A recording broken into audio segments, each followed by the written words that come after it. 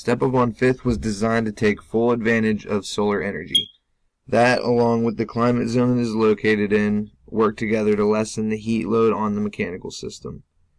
For the cold nights that do require additional heat, Brooks and Scarpa used a very common gas boiler and radiant heat system. Radiant heat systems use either water or steam that circulate through pipes to deliver radiant heat to desired locations.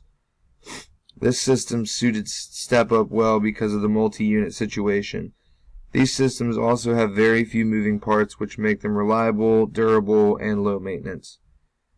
Some downsides to these systems include uneven heating and loss of efficiency compared to alternative mechanical systems.